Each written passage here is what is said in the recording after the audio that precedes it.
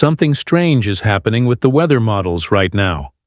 And if you've been paying attention to the forecasts over the past few weeks, you've probably felt it too. Every time the long-range guidance tries to build a warm ridge across the eastern United States, reality slaps it back down.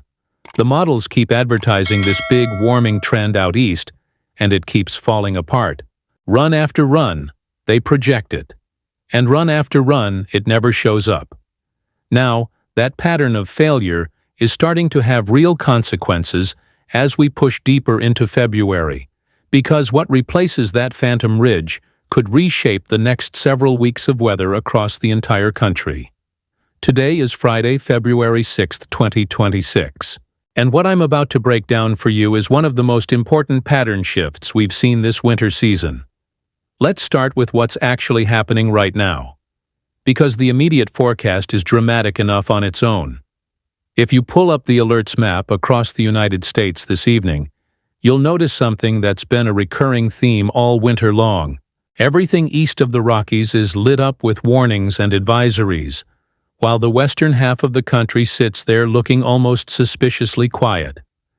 That ridge out west has been a stubborn beast all season, keeping the Pacific states warm and dry, while the east has taken hit after hit. And tonight is no exception. By the way, if you'd like specific weather forecasts for your region or city, please leave them in the comments. I'll answer them individually as time allows. Also, if you like the video and subscribe to my channel, you'd be very grateful. Now, let's move on. Cold weather alerts are plastered across the Northeast yet again. Extreme cold watches stretch across much of New England and parts of the Mid-Atlantic. Cold air advisories blanket the Ohio Valley. Winter weather advisories are posted from the Great Lakes through Ohio into West Virginia and down into the mountains of North Carolina. And where those advisories upgrade to winter storm warnings, that's where the heavier snow is headed. A clipper system has been driving through the Great Lakes and Ohio Valley today, and it's dragging a nasty Arctic front right behind it. Here's how this plays out, city by city through the weekend.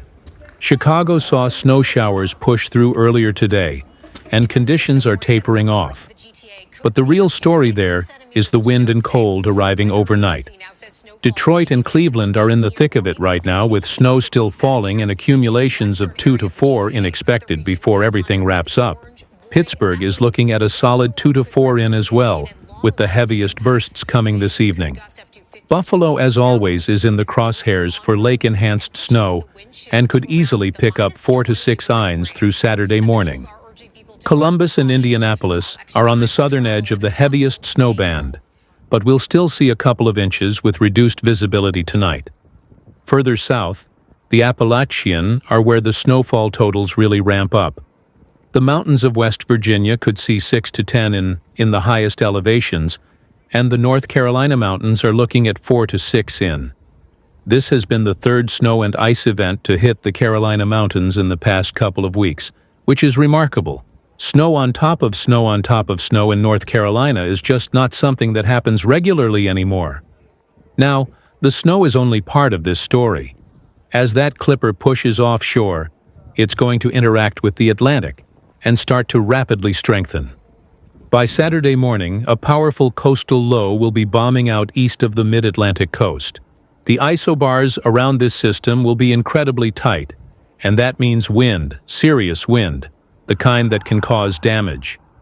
For New York City, expect wind gusts of 40 to 50 km/h on Saturday, with wind chills hovering around 0. Boston is looking at similar gusts, with wind chills plunging to 10 to 15 below by Saturday night. Philadelphia gets hammered with gusts potentially exceeding 50 mph. Washington, D.C. and Baltimore will see gusts in the 35 to 45 range. The Delmarva Peninsula could see the strongest gusts of all, approaching 60 mph, as that coastal low deepens offshore. The Virginia and North Carolina foothills will see gusts of 44 to 55 mph across the Piedmont and eastern Appalachian slopes. If you have anything loose outside, bring it in tonight. Then comes the cold. And this is where things get really dangerous. Saturday night into Sunday morning will be the peak of the Arctic intrusion across the Northeast. Temperatures will drop below zero in northern Maine and could dip into the single digits across much of interior New England. New York City should stay just above zero for the actual temperature, but wind chills will make it feel like 10 to 15 below. Boston will feel like 15 to 20 below. Burlington, Vermont, and Portland, Maine are looking at wind chills of 25 to 35 below zero. Upstate New York and the Adirondacks could see wind chills approaching 40 below. That's frostbite territory in under 15 minutes. Even the southeast won't escape the chill entirely. Atlanta will see morning lows in the mid-20s Saturday and Sunday. Charlotte drops into the teens Saturday night. Raleigh sits in the upper teens to low 20s for lows. Nashville and Memphis will hover in the 20s before the moderation begins early next week. Now here's where this gets fascinating. While the east freezes, the Central Plains are about to experience something completely opposite. By Monday, Omaha, Des Moines, Kansas City, and Sioux Falls could see temperatures 30 to 40 degrees above normal. Mid-60s in Nebraska and Iowa in early February. Minneapolis could push into the 50s. St. Louis might touch 60. It perfectly illustrates how distorted this pattern has become. But here's the critical question, and it's the one that matters most for the next few weeks. What happens after this? And this is where the model failures I mentioned at the top become really important. For weeks now, the guidance has been trying to establish a big ridge in the east and a deep trough in the west as we head into the second half of February. That would mean warmth flooding the eastern two-thirds of the country and winter finally showing up out west. And every single time the models push that solution, reality pushes back. The verification has been terrible. That eastern ridge never arrives. Why does this keep happening? The answer lies in what's going on in the Arctic. Persistent blocking over northern Canada and Greenland has been a defining feature of this winter, and the models chronically underestimate it. They erode the block too quickly in the extended range, which opens the door for that warm ridge to build in the east. But the block keeps hanging on, suppressing the storm track and funneling cold air southward into eastern North America. Look at what happened in just the last 24 hours. The European model centered on Friday the 13th flipped dramatically. Previous runs showed temperatures 15 degrees above normal across the east. The latest run shows 15 degrees below normal. That's a 30-degree swing in one cycle. The GFS did essentially the same thing. Run after run showed warmth. Then suddenly the latest run caught the blocking and crash temperatures. The European ensembles confirmed the signal. And interestingly, the European AI ensemble picked up on this cold faster than the traditional models. Now, let me tell you what this means for cities across the country. As we look at the period from February 12th through the 20th, for the Northeast, this blocking pattern suggests that the cold is not going away anytime soon. New York City, Boston, Philadelphia, and Washington, D.C. should expect temperatures running 5 to 15 degrees below normal through much of mid-February with periodic reinforcing shots of cold air. The storm track will favor the northern tier, meaning cities like Portland, Maine, Burlington, Boston, Albany, Syracuse, and Buffalo have the best chances for significant snowfall events. For the southeast, this pattern doesn't scream major winter storms, but it does keep temperatures on the cool side. Atlanta, Charlotte, Raleigh, and Nashville will run near to slightly below normal. Any storm systems that develop will likely track too far north for significant winter weather in the deep south. But the Gulf Coast from Houston through New Orleans, Mobile, Birmingham, and Jacksonville stays in the rain zone with periodic rounds of showers. The central United States is the wild card.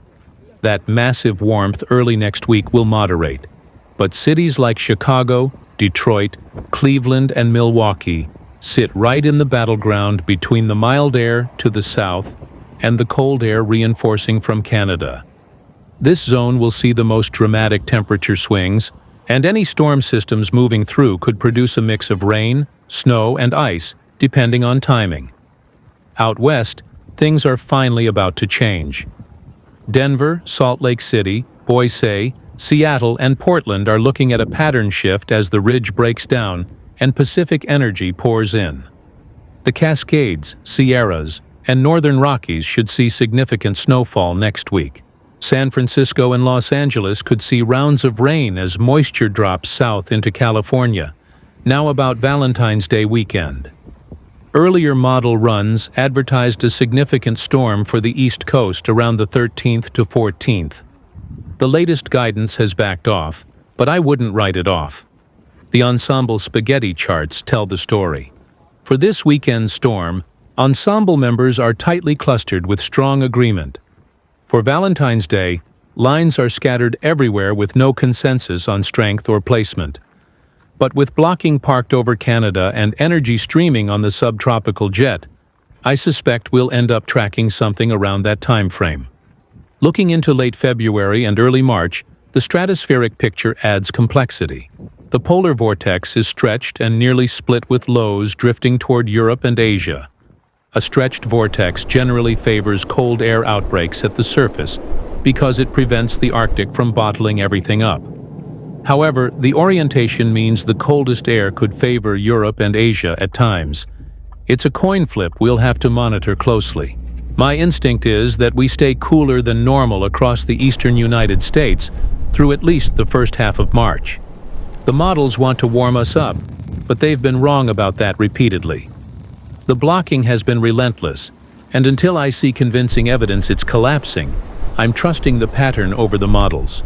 That means continued chances for winter weather across the northern tier and periodic cold shots for the rest of the east. For the west, the transition to an active pattern should continue, and the Cascades, Sierras, and Rockies will finally start receiving the snowfall they desperately need. That's the full picture heading into this critical stretch. An active weekend with snow, dangerous wind, and bitter cold in the east. Record warmth in the plains, a pattern shift bringing life back to the west, and a long-range outlook far colder than the models have been selling. Stay safe this weekend, and I'll be right here breaking it all down. See you in the next one.